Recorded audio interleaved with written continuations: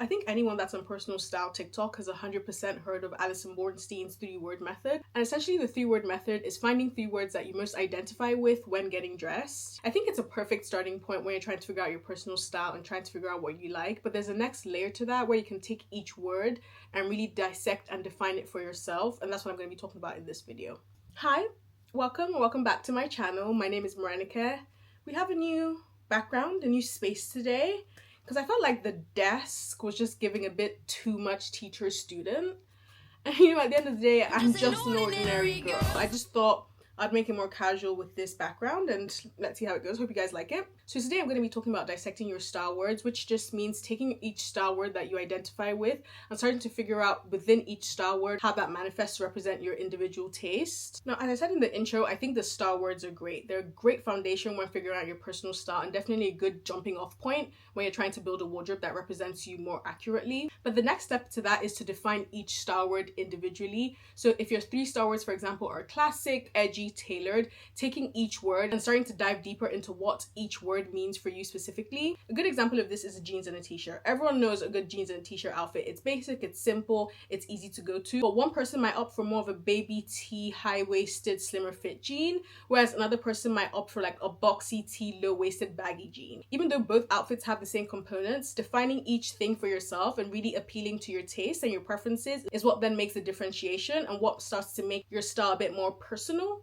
Hence the term personal style. So today I'm taking 5 style words: classic, sexy, tailored, preppy, and oversized. I'm going to show you how you can find differentiation within each word. So the first style word is oversized, but I have 3 different outfits that, even though each one has the same thread of oversized pieces being the main point of the outfit, they all tell a very, very different style story. When you think about oversized normally, people tend to think more like casual, sporty. So like an oversized sweatset, for example. People love an oversized hoodie, oversized joggers, and I think that's a great starting point. And I think if that's more of your style, that more casual, sporty vibe, that looks really cool.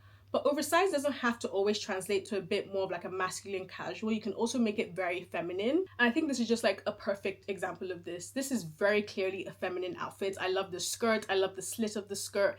The tank top is also really nice. That like higher neck of the tank top is gorgeous. But as you can see, it's a bit more feminine leaning, even though it still has oversized elements. Like the tank top, as you can see, it's like billowing more in the wind.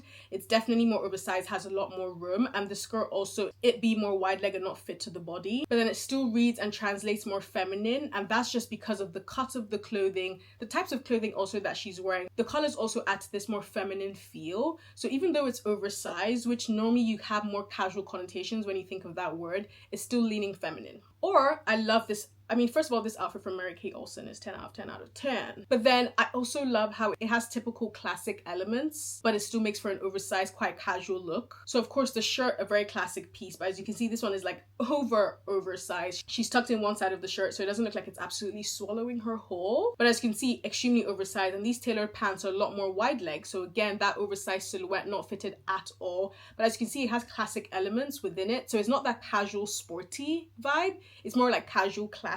And all 3 outfits can be oversized, but then again, depending on your preferences, just thinking about how the oversized silhouette can be used for pieces that wouldn't typically be associated with that is how you can start to kind of infuse your own taste and preferences when thinking about that style word. My next style word is preppy, and when you think of preppy, you think more of like uniform style. So that would be loafers, pleated skirts, ties, like sweaters or derby shoes. Those are the typical associations that come to mind. But I feel like these 2 outfits perfectly encapsulate how you can still channel that, but in very different ways.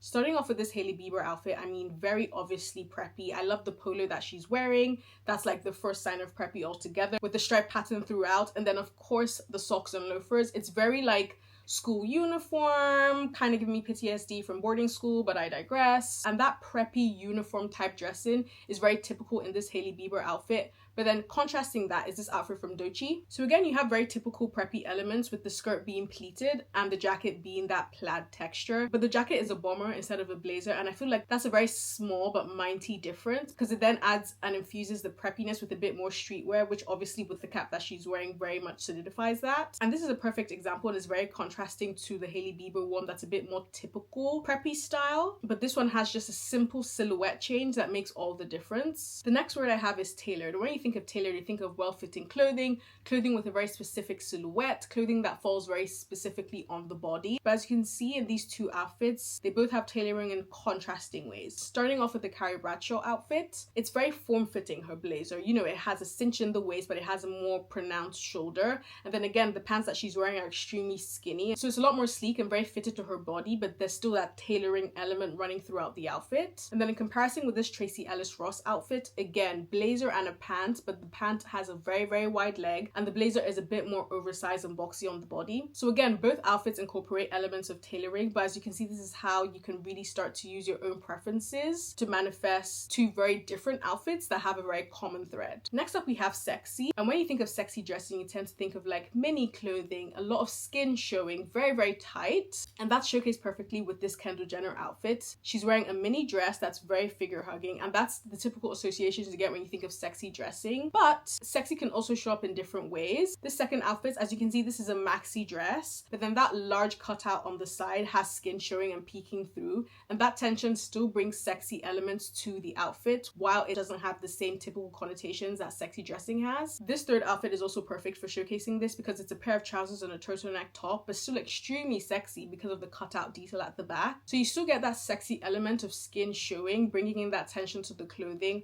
while still not wearing something very typical like a mini skirt or like a body hugging dress. Like you would never catch me wearing a skirt, for example. Like a skirt is a big wardrobe gap that I have, but this trouser top combo, give it to me now. Like this is exactly how I would approach sexy compared to the Kendall Jenner dress. The last style word I have is classic, and when you think of classic, you think of timeless, kind of sophisticated silhouettes. So that's like blazers, cardigans, button-down shirts, straight leg trousers, and they're often simpler in design. So this first outfit is a very typical classic outfit. You know, you have like a regular fit cardigan, straight leg jeans, a loafer. You know, when you think of classic, this is kind of the outfit that comes to mind. But in this second outfit, it still has those classic elements. For example, a button-down shirt and a tailored pant, but it has a lot more of a relaxed fit. The shirt is a bit more oversized. The crotch of the trouser is a lot longer, so again, hangs loosely on the body and makes it look a lot more relaxed. So it's still appealing to classic style. Classic is still definitely a style word when describing this outfit, which isn't as typical and isn't like the first outfit with more of that like straight leg, regular fitting clothing. And then the third one completely plays with the silhouette, with the cinching of the jacket, the barrel of the jean. So again, it still has a blazer, she's wearing a cardigan, she's wearing jeans, she's wearing loafers, but her choosing more specific silhouettes again appeals to her style more closely, makes it a lot more uniquely her, and is another way that you can translate classic as a style word, but apply it if you like more of an edgy, fashion forward silhouette when you're getting dressed. I hope this video made more sense to show you how you can take each style word that you have but dissect it further to make it more you. And this can be applied to any style word that you've identified for yourself, but then if you start to take each one